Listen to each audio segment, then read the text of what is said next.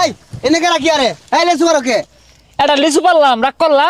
তেডা লেসু খাইবা কই খাউন যায় না রাগ করেম গলি গা খাও প্রত্যেক লিচু আর সিজনে তোমার লিচু গাছ লিচু ধরে কি রাগ করলা।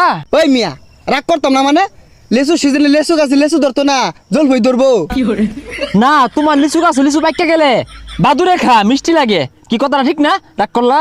ওই মিয়া কি হইছে বারে কি আর রাগ করলা রাগ নাই বাজান আরেকটা খাই কি রাগ করলা।